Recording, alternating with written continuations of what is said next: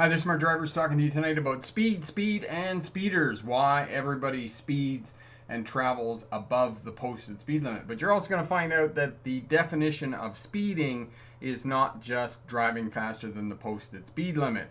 It's also other definitions of speeding. And my friend Tim at Drive Smart BC summed it up well, and he said, me first. This is one of the reasons that people speed. And it definitely is one of the motivating factors that causes people to drive faster than the posted speed limit.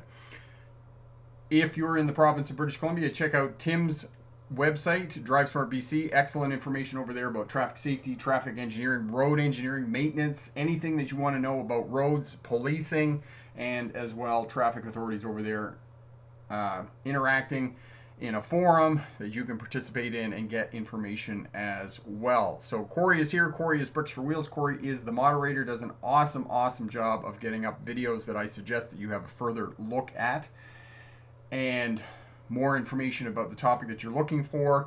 We do a presentation here about 10-12 minutes. It's going to be a little bit longer tonight because we're talking about speeders and speeding and the impact of that, kind of looking at that over the last 100 years and how the motor car has impacted all of that. My friend Mallory is here from the Maritimes. Aaron is here from Chilliwack. Jasmine is here. Hello. Elevator tuning in from Monticello, Indiana. Such a great place there in the Midwest of the US of A. And if you're tuning in, let us know where you're tuning in from and what class of license you're going for and what we can help you out with tonight. Always happy to help you out and to make you a safer, smarter driver. That is our goal here at Smart Drive Test.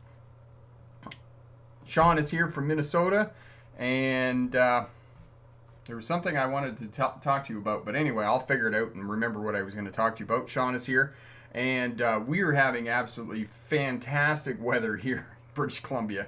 It has been absolutely brilliant and very nice, whereas other people are starting to get frost and signs of winter and those types of things. And I've been talking about winter coming because it's inevitable. We are going to get winter, and I'm going to talk about this tonight. I want you to remind me, if I don't talk about it, it is easier, yes, I said that, it is easier to get your driver's license in the winter time. First and foremost, you can get a test date, because right now all of the DMVs, because of the pandemic, are backed up. The last I heard was about 4 weeks ago. I was at the driving test center here in Vernon, and they were booking 4 months out, which is February. So you could probably get a driving test date earlier in the winter time. Second, it's the driving examiner is more relaxed because he or she isn't doing 47, 50 road tests a day. Not that that's how many they do, but they do a lot of road tests in the summertime. So they're not doing as many road tests in the wintertime. As well, most of the goofy people stay home in the wintertime. They're not out on the roads driving around because they're those people that are freaked out and scared and believe that every time you go out there's a blizzard and you're going to die if you drive in the wintertime. So there's those people stay home.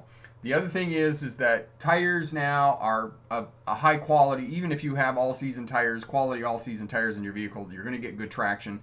Most vehicles now are all-wheel drive, front-wheel drive, or four-wheel drive. It's very unlikely that you're going to have a vehicle that's rear-wheel drive. I mean, all the pickup trucks are four-wheel drive now. You just put them into four-wheel drive and you go out and take your driver's test. So you're going to get good traction. You don't have to be 6 to 8 inches from the curb when you're parallel parking in the wintertime. You just have to be in behind the car behind you because driving examiners, for whatever reason, they don't want to push you out of the snowbank. And if you do get stuck in the snowbank because you got in too deep thinking that you needed to be 6 to 8, 12 inches from the curb, unfortunately, you're probably not going to pass your driver's test. So don't get stuck, okay? Just get in behind the car in front of you and you're good to go. As well, hill parking, it's always in towards the shoulder because, you know, snowbanks are formidable, but they're not going to hold your car in the event that the transmission lets go or the parking brake lets go. So know that. Lines on the roadway are usually covered by snow, and therefore the only thing that you need to do is stop behind the sidewalk and then creep out where you can see at two-way stop sign intersections. You only have to park in beside the car in the parking lot at the test center because there's no lines. So you don't have to park in between the lines, which is tough, as many of you know who are learning to drive. You just have to park in beside the car beside you. So there's a lot of good reasons to take your test in the winter time. Take your test in the winter time. Book a driver's test. Get your test. All right. My friend Goose is here. Nickel City Driving Lessons. Hello, my friend. It's been a while. Been a minute, as we say now. The new expression. It's been a minute. Jasmine says I passed my Class C license back in August. Don't know if you recall me telling you, Rick. Yes, I believe I do, Jasmine, and that is awesome. How has your driving been going in the interim? Mallory, the weather around here in the southwest Nova Scotia has been really nice, but it is getting a little cooler in the morning and evening. And as well, Mallory lives in the Maritimes, and they just had the hurricane go through, Hurricane Fiona. It's like Fiona from Shrek, except on a rampage. That's what that's like. So, yes, unfortunately. But Mallory's okay, and a lot of other people are okay, but there was quite a bit of damage and devastation, and the Canadian government has just allocated $300 million, I think, to the cleanup of that. So, Sheldon, hello, my friend. 40s and 50s in Philadelphia, Pennsylvania, and there it's pretty chilly for us. Yes, that would be pretty chilly because we're getting down where you need to wear the sweaters and the long pants and boots and those types of things. RSV, can you travel above the speed limit in California when overpassing on highways and freeways? And yes, we'll talk a little bit more about that. But if you have your driver's license, then yes, if you're overtaking on a 2-lane road, then I strongly encourage you to go above the posted speed limit. I know that there are organizations, ICBC here in British Columbia, for example, who are responsible for licensing. They say, don't go above the posted speed limit. Well, I'm sorry, but you're endangering people when you're not going above the posted speed limit when you're passing somebody on a 2-lane road, because you're increasing the amount of time that you're in the passing lane, that you're in the lane of oncoming traffic. You want to minimize the amount of time that you're in that lane. You want to get in that lane, you want to get the vehicle up to speed, and you want to pass as quickly as possible. Now, on freeways, interstates, you don't have to go above the posted speed limit to pass other people, okay? And we'll talk a little bit more about that in more depth if we want to after the presentation, but I'll do the presentation, then I'll come back and talk to you about that. All right, so bear with me. We'll get over to the presentation here. I'm going to see how it goes because I've got a couple of short video clips from Australia on traffic safety that I want to present here, and we'll have a look at those. If they don't work, then I'll just show them to you afterwards. Jasmine says, yep, nothing but rain from remnants of Hurricane Ian here. It's been raining for days. Yeah, so there's that as well, Hurricane Ian. So we've got Fiona and then we've got Ian. Everybody's taking a whack. Elevator, there was a driver going 100 miles an hour on Interstate 90 in Chicagoland in a 70 speed zone.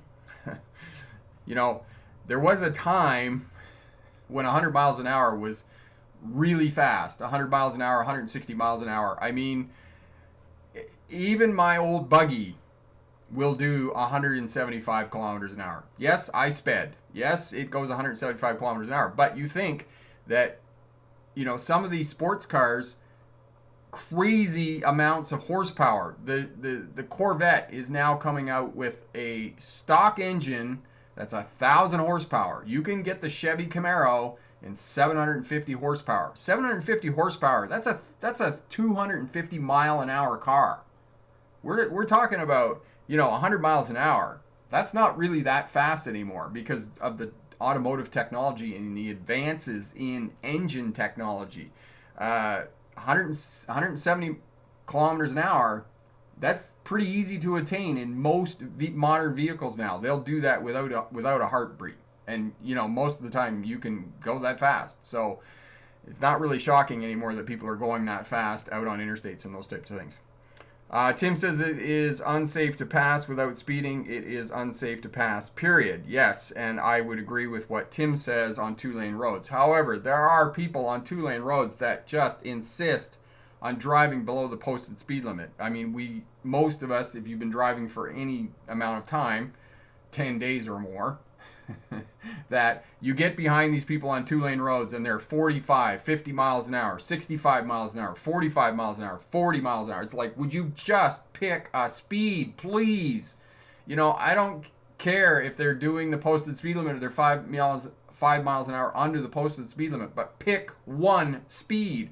Learn how to use cruise control, people. Please learn how to use cruise control. It is so easy to use. It is so easy to use. Maintain a constant speed, please and thank you.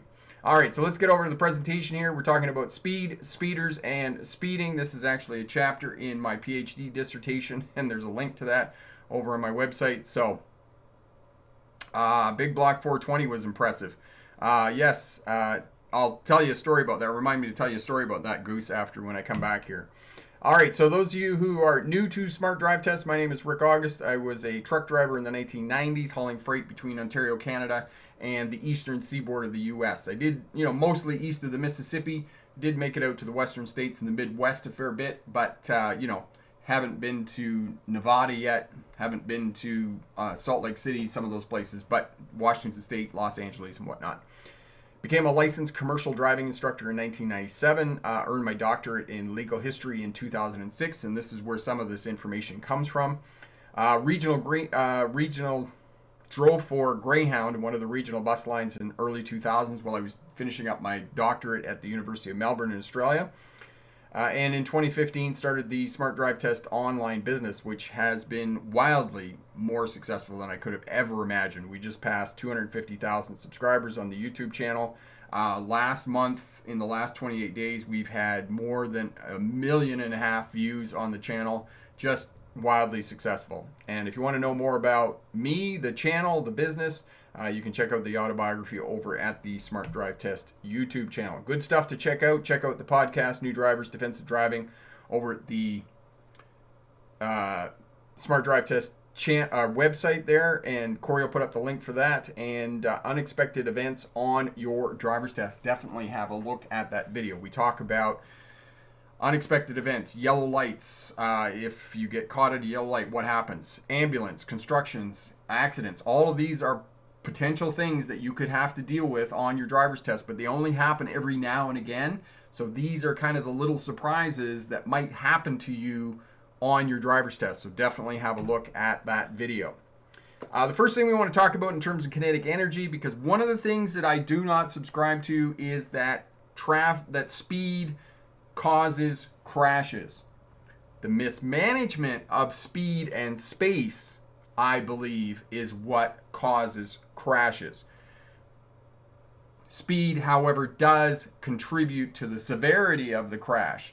And the reason that I say that speed doesn't cause crashes is because if that were true, we would have far more crashes that we on highways and freeways and interstates than we do in the cities. But we have way more, 3 times the number of crashes in cities than we do on highways and freeways. And I'll talk about why that is. So kinetic energy, it's the amount of damage that your vehicle is going to sustain when you're involved in a crash at a particular speed. So we're going to use kilometers an hour here. So if you're going 20 kilometers an hour, you have X amount of kinetic energy in your vehicle. Whatever it is, 100 newtons or whatever the force is. If you double that, the amount of energy in your vehicle doesn't double, it quadruples.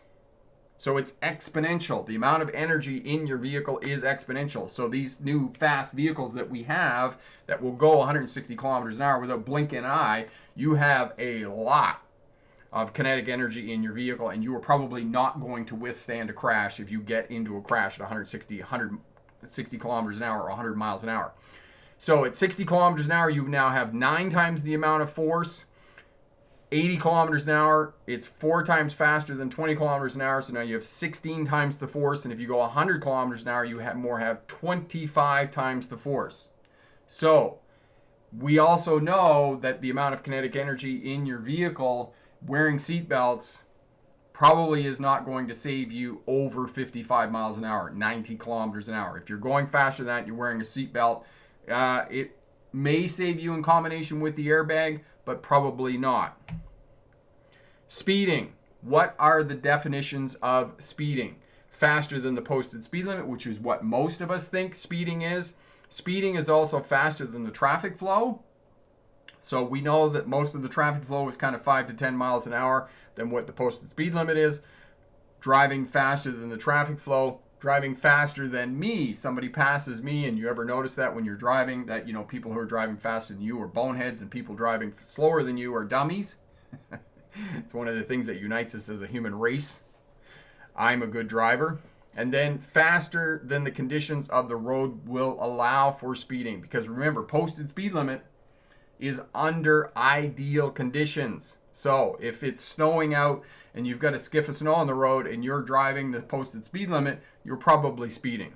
Okay?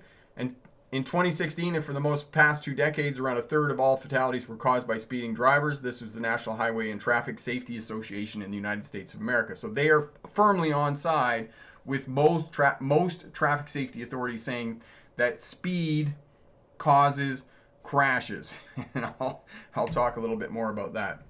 Speeding. In the beginning of motorized traffic, we had from motorized cars, even the old first cars, you know, the rattly old Cadillacs and the Model Ts and those types of things, urban road speeds increased 500% from horse-drawn traffic to motorized traffic. You know, 30 miles an hour doesn't seem like very much, but when you go from 6 miles an hour, basically the walking, how fast you can walk or a horse can walk, and you go to 30 miles an hour, you've now increased road speeds 500%. And think about that. In a 30-year period, this is what happened on urban roads. And this is like saying that in 2060, we'll all be driving around on streets at 150 kilometers an hour. That's just an insane concept to think that we would be driving that fast. So policing changed. Everything was going to court in the beginning for speeding tickets. Police officers were measuring out a distance. They were timing cars over that distance, and then they would take them to court. It clogged up the court system. The court system couldn't deal with the number of speeding tickets, and the people were being brought in for traffic violations. So eventually what happened is that police powers were increased to issue speeding tickets on the spot. Forever changed the urban and rural landscape in terms of traffic signs. Now that we have traffic signs everywhere, just look when you're driving and you'll see how many traffic signs are along the roadway. Traffic lights, infrastructure, all of this to handle increased speeds within the city. And some would actually argue that the city became even more concrete and signs and regulated than it was before that. And traffic laws, a lot of traffic laws came into police cars and to allow regulation of motor cars and whatnot. However, traffic laws no more prevent crashes than criminal law prevents crime. So know that the next time that you start saying to people that, oh, that's against the law. A case study in Australia, I'll show you the videos here in a bit. In Australia, speed is rigidly enforced with speed cameras. Nobody, when I was driving in Australia, in the state of Victoria and the state of New South Wales, everybody drove at 100 kilometers an hour because there were speed cameras everywhere, and you would get a ticket in the mail. And when you get a ticket with a speed camera, it is very infuriating. I got one last summer from the state of Saskatchewan, or the province of Saskatchewan rather, and it was incredibly frustrating to get a speeding ticket in the mail when there was no other repercussions. There was no points on my license. The insurance company never knew about it. I just had to pay a fine, which, you know, in the end was not too bad. Nobody points to the country of Australia and says, look at their traffic safety record. They don't speed there. They only do 100 kilometers an hour. They don't have a good traffic safety record. Nobody in the world does that. However, you look at the Autobahn, and obviously there's less speeding, and there's some parts of the Autobahn now that do have posted speed limits on it. And of course the price of fuel, which is like astronomical. So people aren't driving as fast as they once did on the Autobahn, but nobody looks at the Autobahn and says it doesn't have any speed limits. Look at how bad the traffic crashes are. So again, I come back to my point that traffic crashes are caused by the mismanagement of speed and space, not by speeding. As well, the Trans-Canada here in British Columbia has been raised. It was raised about 5 years ago now. Tim would probably know this better than I. That it was raised from 100 kilometers an hour, which is 62 miles an hour, to 120 kilometers an hour, which is about 75 miles an hour. Speed differentials. This is another thing that leads to car crashes. The difference between the speed of your vehicle and, say, that of pedestrians. Different road user groups. What is the speed, the average speed of different road user groups? In cities, most cars are traveling at 30, 35 miles an hour, whereas pedestrians are traveling at 6 miles an hour. A cyclist is traveling at 18 to 25 miles an hour. Your car is traveling at 30, so there's a 6 mile-an-hour speed differential. You need to manage space between those different kinds of road users, and you need to be able to recognize that to keep yourself safe when you're driving. And apparently, the audacity of some pedestrians and the speed differentials between cars and pedestrians leads to almost 25% of traffic fatalities being pedestrians. And here's the other kicker of all of this is, and I was talking about winter driving tests and taking your test in the wintertime and encouraging you to do that at the beginning of this presentation here. Summertime is when there are the highest number of crashes on our roadways. It's July and August are the highest number of crashes in the northern hemisphere. Obviously, it's different in the southern hemisphere, but summertime is the highest number of crashes. Here is the thing about speeders and speeding. Policing speedings. We all know that wherever there's a speed trap, traffic coming towards you, if there's a speed trap up the road, and Tim can attest to this as well as being a retired police officer, that people will flash their lights at you to indicate that there's a speed trap. There's also this sign down here. You can see that somebody posted the sign that says speed trap ahead. And now you can see here, I pulled this up on Google the other day because I was tracking my brother because he drove across the country in a 50-year-old car. I'll tell you the story about that. And I was noticing that on Google Maps on my phone, there was this little symbol here. And so I zoomed in on this because I didn't know what it was. And it turns out that they tell you on Google Maps on your phone where the speed traps are. So even Google is in on promoting people to speed. You know, maybe that might be a bit of an overstatement, but they're telling you where the speed traps are. So even Google is in on this culture of driving, which I found very interesting. Social driving, we've talked about in the past. If you watch any of my videos, I talk about the challenges of social driving, the characteristics of social driving, putting makeup on while you're driving, not coming to a complete stop at stop sign intersections, keeping up with the traffic flow, me first, all those things. This is all part and parcel of social driving. Speeding up at yellow lights. If you're late for an appointment, you'll speed so you'll get there and be on time, because it's more embarrassing to be late for the appointment than it is to speed when you're driving. Trucking is paid piecemeal. Now, yes, most trucks at big companies are governed at 60, 65 miles an hour, some of them even 70 miles an hour, but it encourages truck drivers to drive longer hours to speed and get there as quickly as possible. All of this is part and parcel of social driving. How can you keep yourself safe? How can you drive smarter? Always manage space in front of your vehicle. That is the one place in this day and age that you can always manage space. This, by managing space in front of your vehicle and never being never closer than one car length to the vehicle in front of you, can be proactive and predictable on the roadways, and you can stay away from other things because it's less likely that you're going to hit something if you're not near anything. So space management. The components to master while you're driving: space management, speed management, observation, and communication. These are the tools of a smarter, safer driver. And you're going to use speed to manage space and always have that space around your vehicle. Observation is going to allow you to manage that space because you're going to recognize hazards on the roadway, pedestrians, other road user groups, cyclists that are going to do something unexpected and whatnot. And then you're going to communicate effectively because driving is a social activity. It's like a relationship with another person. You have to communicate effectively with other traffic, with signals, position of your vehicle on the roadway. If a road user, pedestrian is standing near a crosswalk sign, they're probably going to cross the roadway. So this is another way that we communicate on the roadway. Horns, use your horn sparingly because it's seen as a sign of aggression in this day and age. And then if you're not sure what the road user is doing, get eye contact and then use your hands to gesture. And I gesture a lot because if somebody cut my hands off, I'd probably be deaf. Good luck in your driver's test, and remember, pick the best answer, not necessarily the right answer. Back over here, bear with me. There we go. All right, so Tim says, one afternoon, just for fun, I hid behind my lit up police car and still wrote speeding tickets.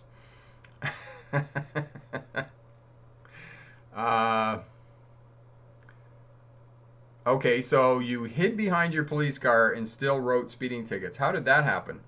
Um, and the other thing, talking about distractions on the roadway, we're talking about distracted driving. You just get a police car driving down the roadway, and you want to see distracted driving. You want to see people being goofy. And Tim could probably tell some great stories about people being goofy on the roadways when police cars are driving down the roadway.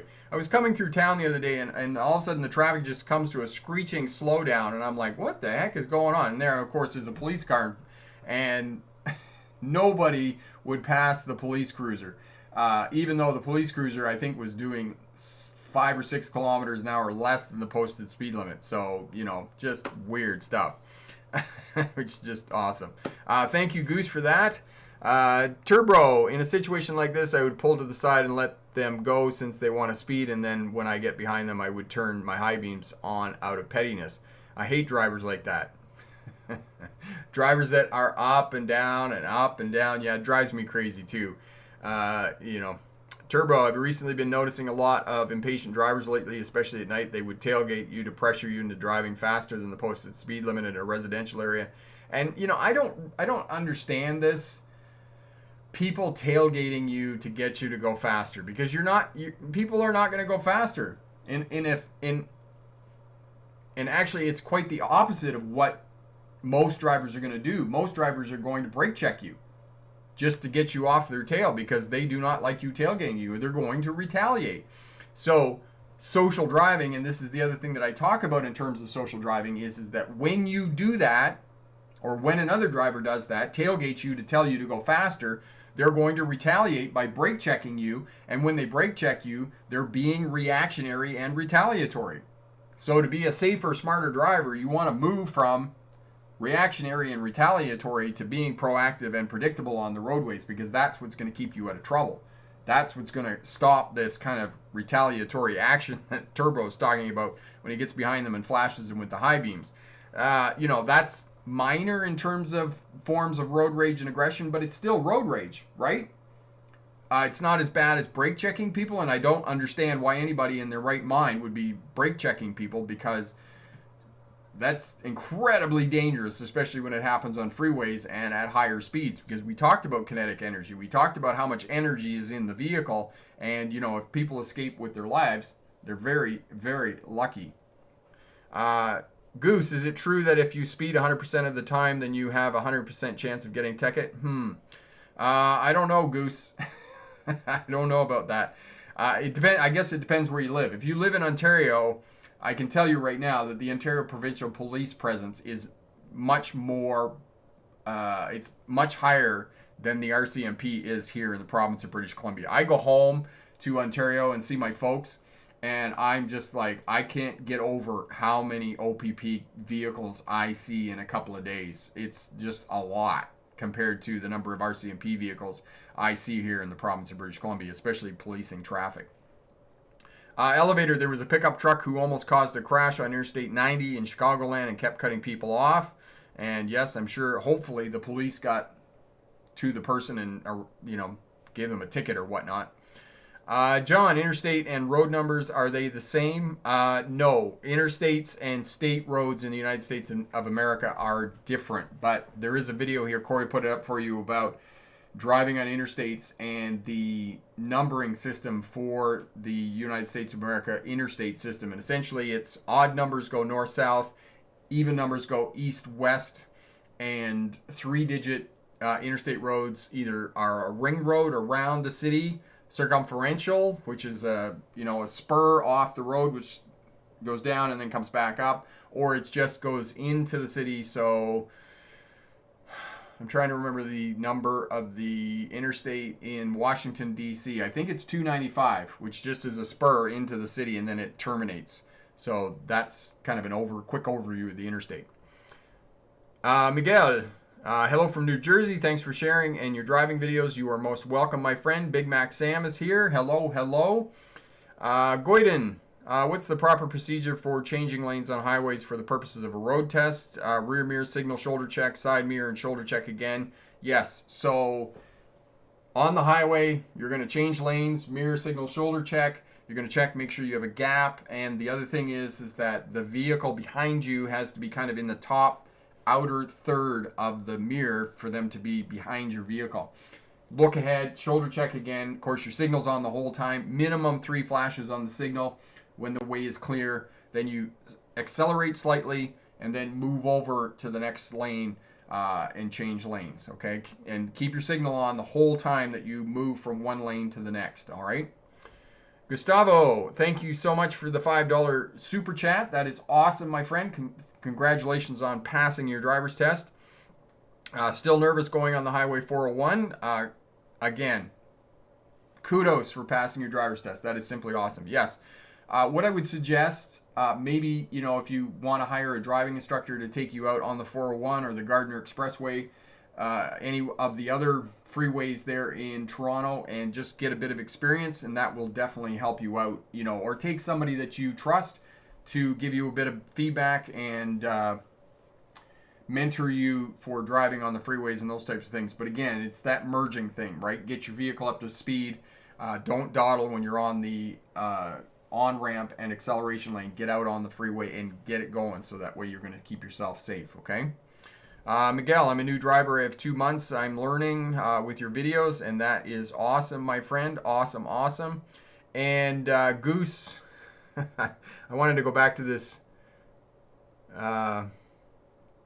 Yeah, when Goose is saying a 420 was a big block, a big block. My brother, who's a mechanic, and he's a huge Pontiac guy, loves Pontiacs. He's got a 1978 Pontiac Trans Am, all redone, looks really, really great.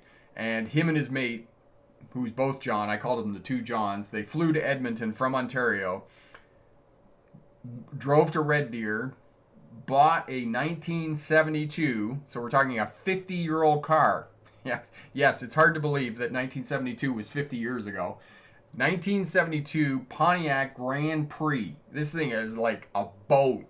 It's like 2 cars of today. Like, it's like if you looked at it like a Kia, it would be like 3 of them.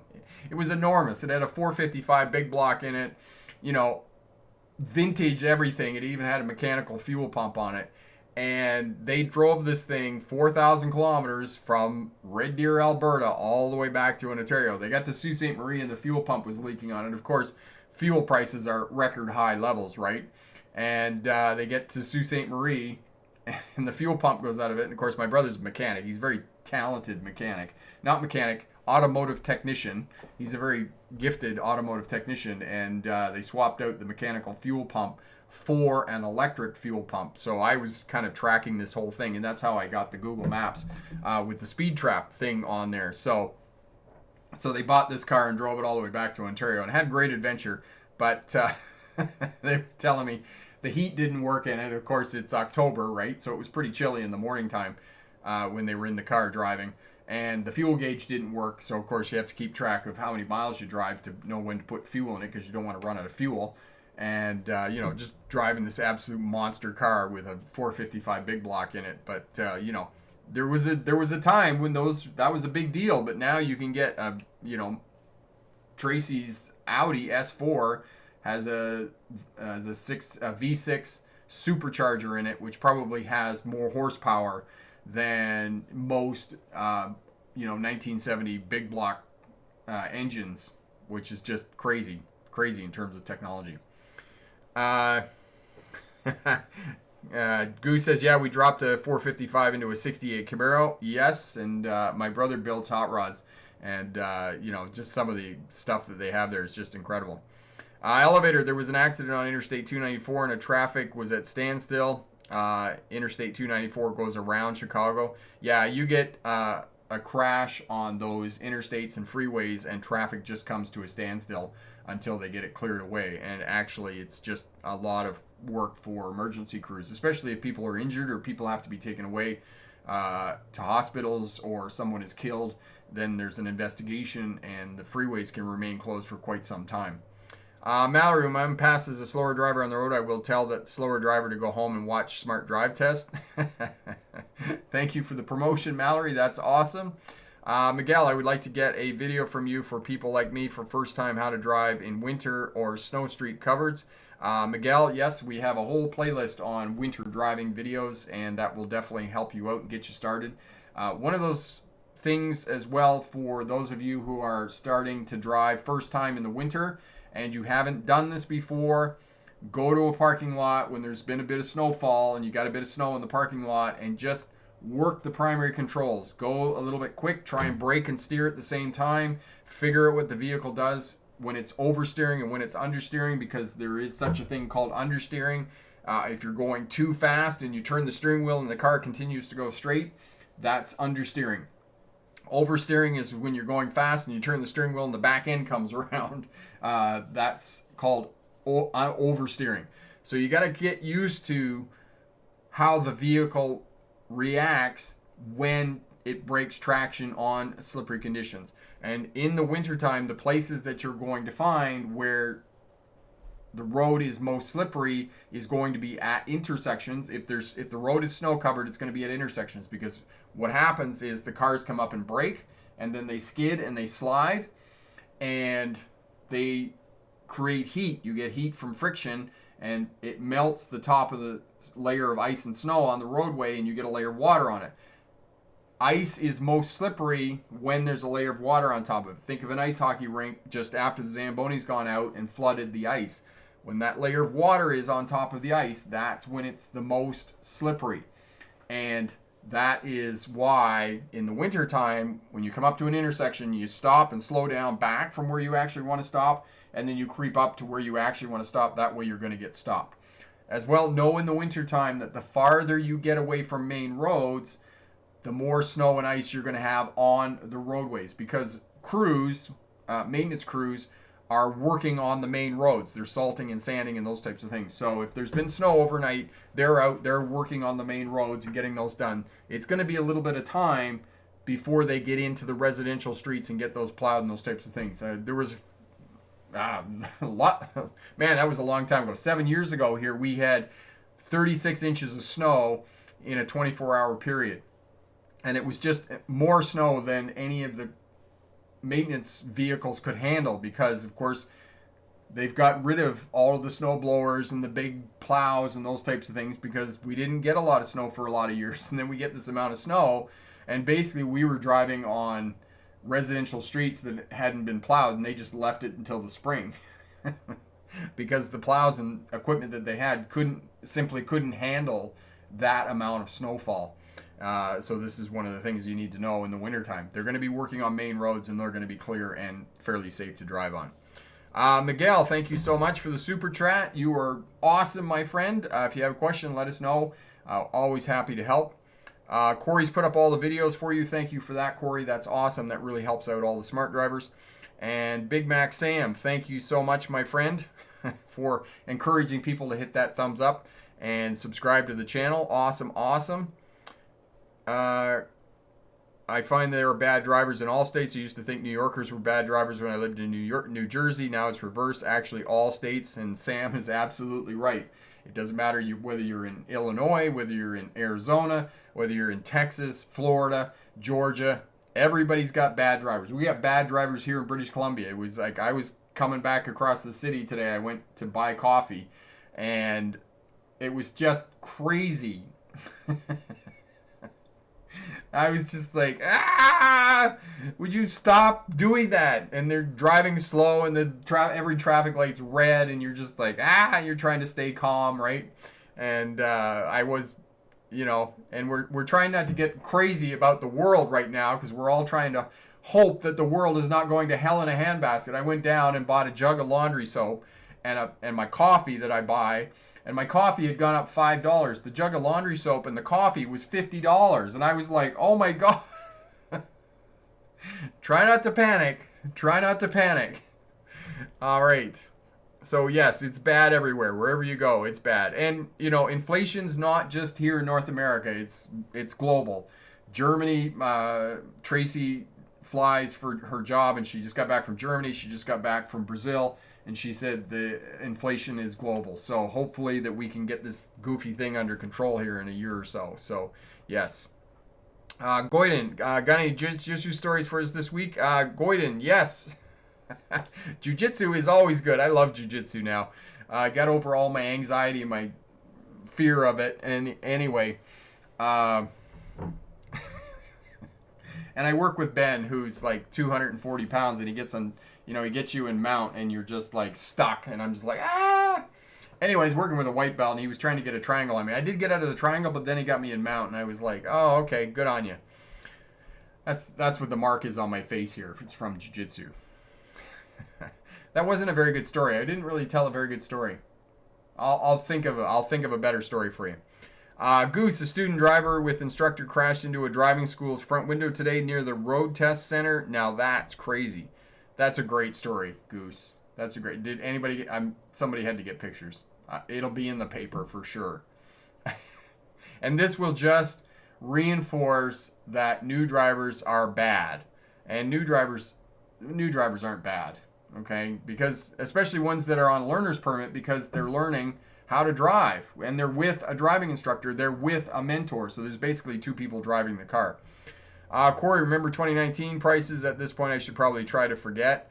Yeah, Corey, you should probably try to forget when fuel was less than $1 a liter here in Canada, and it was probably $3.50 a gallon in the United States of America. Somebody posted something on Facebook last week and said that, well, actually they posted the picture of the service station in Los Angeles, and it was $8.50 a gallon for gas there. And here's the question I have. Goose, what's the price of fuel in Northern Ontario there? Because I talked to my mom the other day. She lives in Wingham, Ontario, and she said, oh, the fuel just went up to $1.52 a liter. Why is fuel in here in British Columbia where I live, it's $2 a liter? Why is fuel 50 cents a liter cheaper in Ontario than it is in British Columbia? That's the question I have. I mean, I can understand 10 or 15 cents, but 50 cents, that's a lot. That's a lot.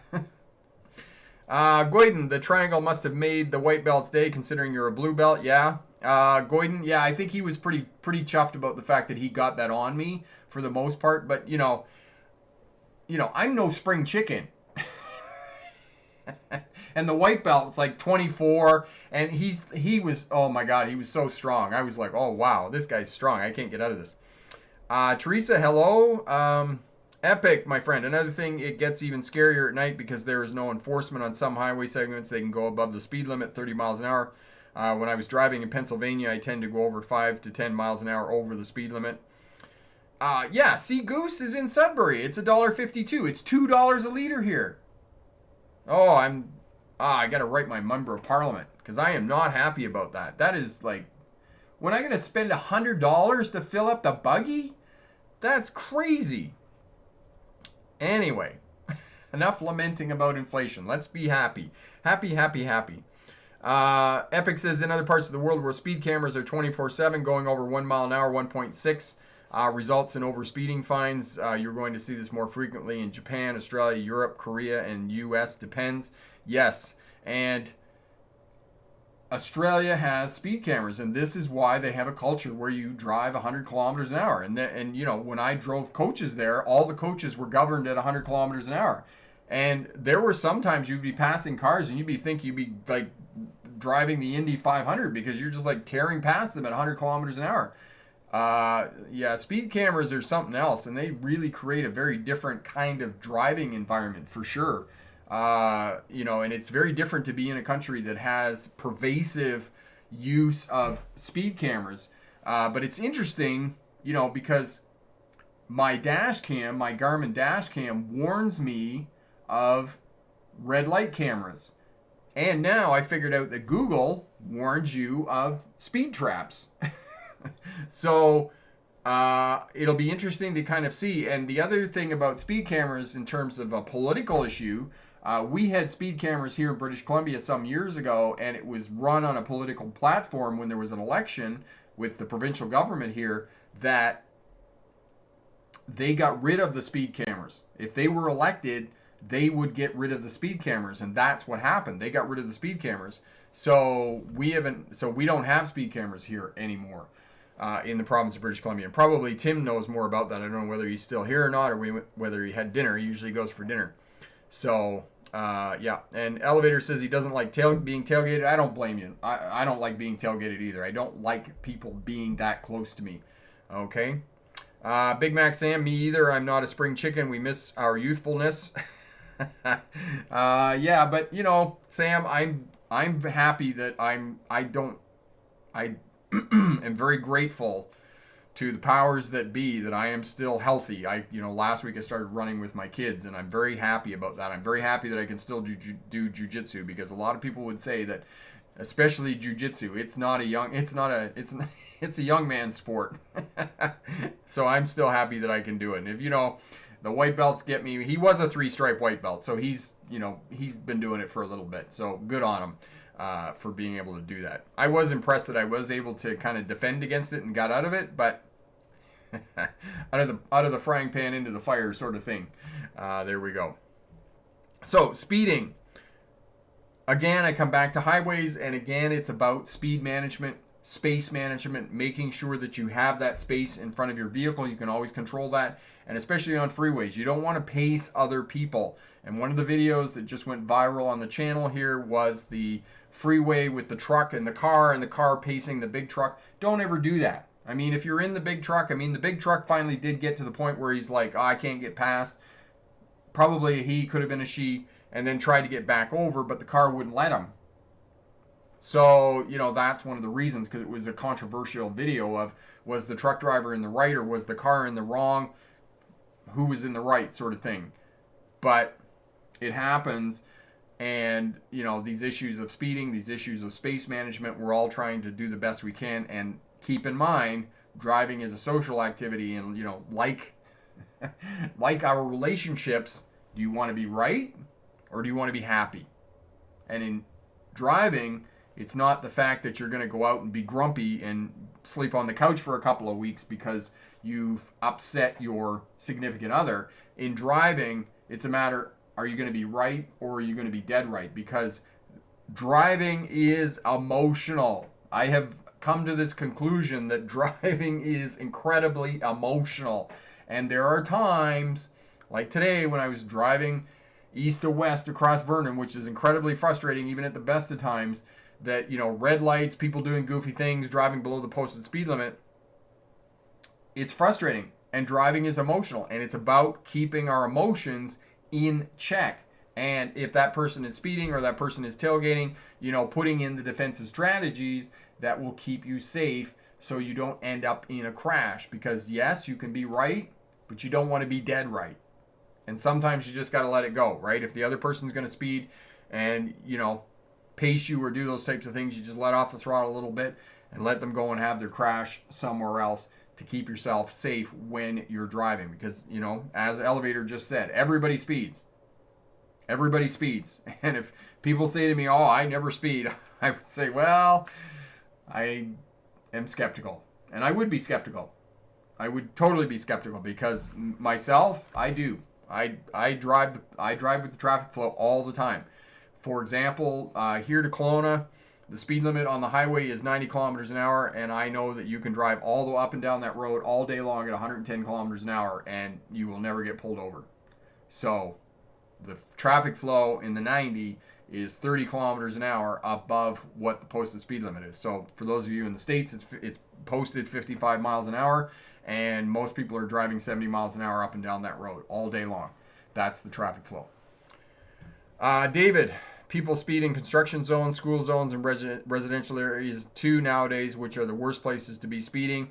And yes, and this brings up an excellent point. Thank you for that, David, that comment.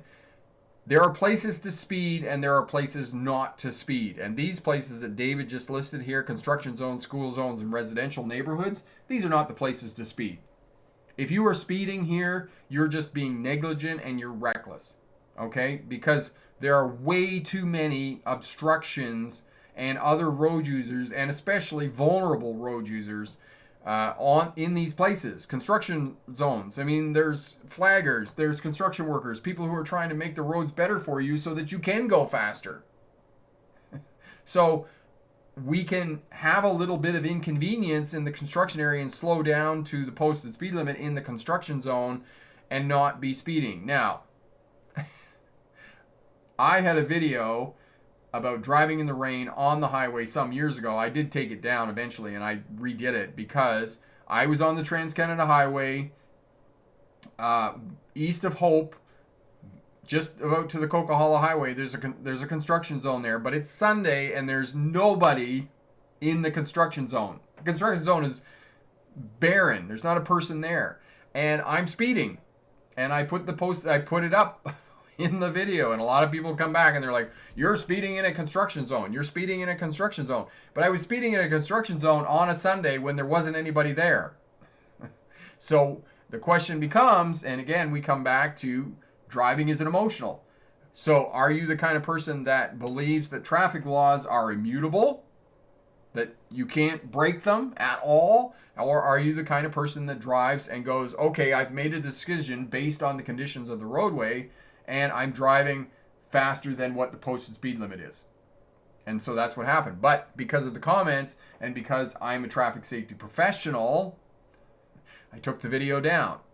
But I will say to you, I drive with the traffic flow. I don't drive the posted speed limit when I drive. Goyden, what's the longest road trip you've ever been on? Goyden, the longest road trip? Okay, so we're not talking about my truck driving days, because I drove professionally, so I was on the road like all the time. But last year, my kids and I drove from here, Vernon, British Columbia, to Ontario, and then we drove back. And that was 4,000 kilometers, which is 2,800 miles.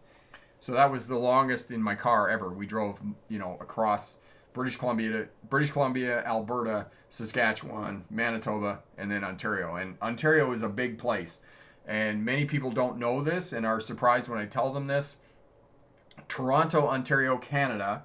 It's the same distance from Toronto, Ontario, Canada to Florida, the state of Florida in the United States, as it is from Toronto, Ontario, Canada to Thunder Bay. So yes, it's 2 days drive from Toronto to actually get out of the province and get into the province of Manitoba. Ontario is a big province. Goose, I speed a little bit too when I'm late for a student. LOL. That's funny. Sam, good night, smart drivers. Getting some rest. Good luck, everyone. Thank you so much, Big Mac Sam, for dropping in. Always a pleasure to see you, my friend. All the best there in the Bronx.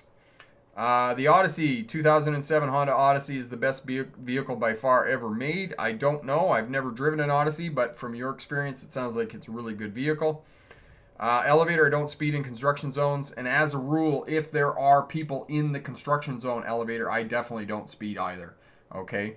And I would counsel you and everybody else, as we go back to what David said here about school zones, residential neighborhoods, construction zones, please don't speed in those places. There are places to speed. Okay? There are places to speed. But those aren't them. Okay? And again, it comes back to what I said earlier about the mismanagement of space and speed. This is the reason for traffic crashes. Because if speed was the culprit and the reason that we had traffic crashes, there would be more traffic crashes on highways, interstates, and freeways. There aren't. There are more traffic crashes in cities, in urban areas, because there's more things to hit. There's more people. There's more mixing of traffic. There's different road user groups, right? There's cars, buses, cyclists, pedestrians, trams, trolleys, motorcycles, right? All those different road user groups all vying for road space, which means that they're fighting for road space and sharing road space. And the two ways that we share road space is physically sharing road space.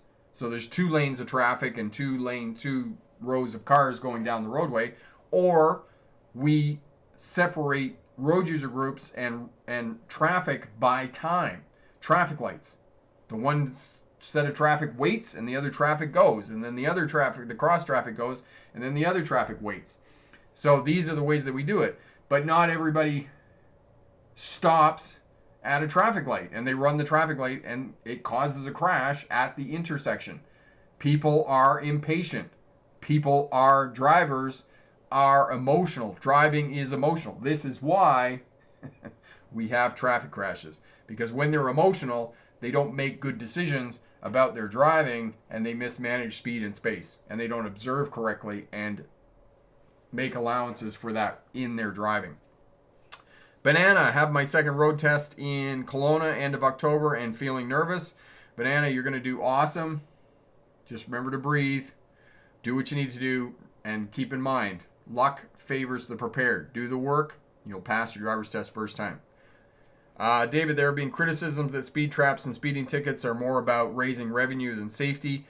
Speed traps and speeding tickets, I don't really level that criticism at that, but I do level that criticism at speed cameras. Speed cameras are very much about raising revenue, and there was a book I read, I can't remember the title of it, but I can look it up for you if anybody wants to know, and there was an in-depth discussion about the placement of speed cameras and where they are placed, and that they are placed for maximum revenue generation because they're placed in places where they've done all kinds of studies to show that traffic speeds in that area, and that's where they put the speed cameras. And remember, the municipality, the region where the speed cameras are placed, gets a kickback from the company that manages the speed cameras. So yes, I have no belief that speed cameras are about safety. Speed cameras are about raising revenue. Bottom line. That's it. All right. Honda guy, can you do a tutorial for how to drive it? For my brother, Odyssey. I don't have a Honda Odyssey, but I do have a video parallel parking with the big truck, and that's similar to the van that you're driving. That will help you out with that. Have a look at that, and then if there's something else I can help you with, we'll do that as well. Mallory, driving safer while you're driving is your best interest, and can't agree more for sure. Odyssey, so my dad has an '07 Odyssey and had exhaust leak problems, transmission hard line leak, and power steering. Couldn't get it to run. Really, you would have to floor it sometimes. It would barely move. Odyssey guy, that van sounds like it has a few issues. It sounds like it has a few issues. Corey will put the video up for you on parallel parking a larger vehicle, and that'll get you started with the parallel parking with the Odyssey for sure there, okay? Epic. Parts in the U.S. Virginia, 85 miles an hour and over is seen as reckless driving with radar detectors illegal. Yes, radar detectors. For those of you who don't know, there are radar detectors that you can have implemented in your car. Most states, most provinces, these are illegal. You might hear somebody say, oh, I got the hound dog in my car. That is a CB trucker lingo for hound dog is a radar detector, and they are illegal. And if you are in a state where they are illegal and you get pulled over because they can detect that you have a radar detector in your vehicle, if you get pulled over with a radar detector, the police will rip your car apart. And they have every legal right to do that, to find the radar detector. So if you getting pulled over by police and you have a radar detector in your vehicle, I don't know whether you'd be able to pitch it out the window and get rid of it before they got to your car. But yeah, no, you just know where you are and whether they're illegal or not. First ton.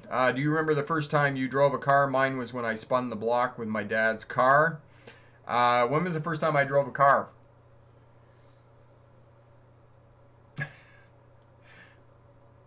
Oh, I was really young. I was probably 12, 13 years old when I first drove a car, because I grew up on a farm, so it was different. I mean, we had cars and your parents let you drive all the time and whatnot. So, you know, I had a lot of driving experience before I actually ever got my license. And I've been driving tractors and farm equipment for a very long time because I started working on the farm when I was 12. So, yeah, a long time ago. Tim, is there a reason that the speed cameras are in certain areas, stats of increased collisions, etc.?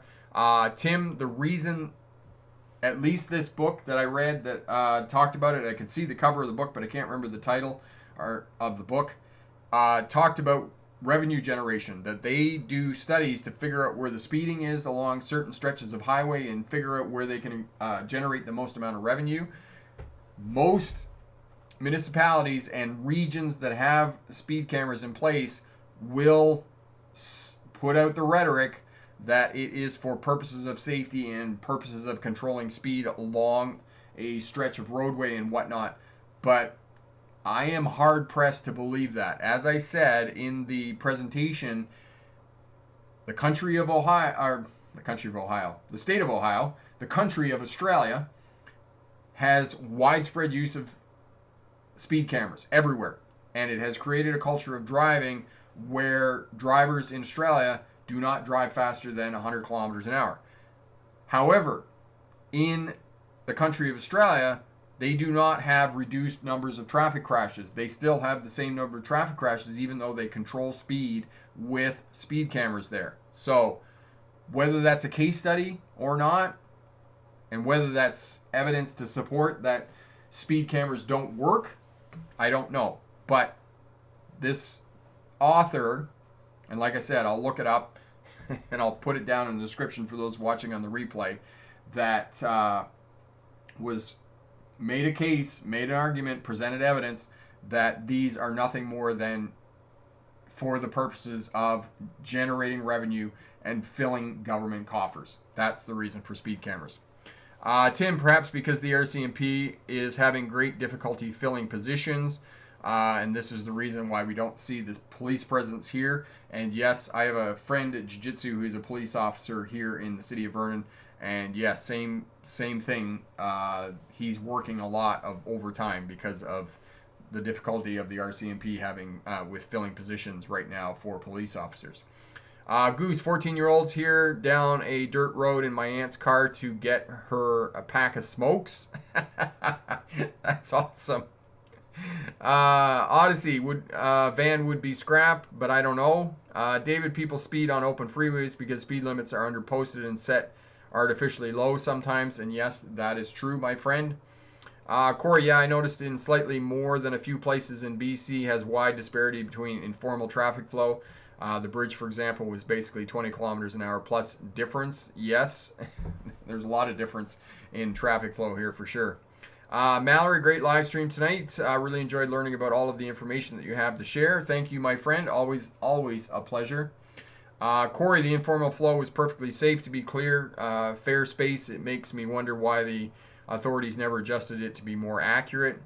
I don't know. And again, Corey, we come back to the case study and the question of the Autobahn, where they don't have speed limits, and they can't point to that and say, listen, there's no speed limits here, there's more crashes, because it's not a causality. Speed is not the reason for crashes, and I come back to this again and again. Tim says, sorry, comments apply. About 20 minutes ago, you froze on me. Okay, thank you for that, though, Tim.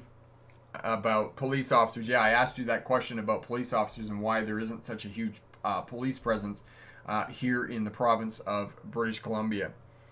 All good. Honda Aussie guy, do you think if the van is still available or not scrapped, it can be repaired? Honda, any vehicle can be repaired. It just depends on whether you want to spend the money to have it repaired or whether it's more feasible to purchase another vehicle. That's always the question when you have a secondhand vehicle, for sure, to decide whether you're going to repair it or whether you're going to unload it, sell it, and then put money into another vehicle, because that's always the question that you have to kind of weigh out.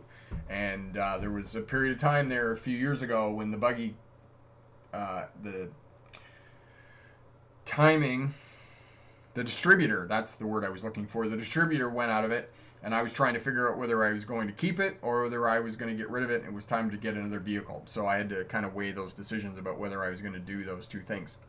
So we're at the top of the hour here. Thank you so much for your time and your questions and your participation in the live stream. Always a pleasure hanging out with you and helping you out to pass a driver's test, become a safer, smarter driver.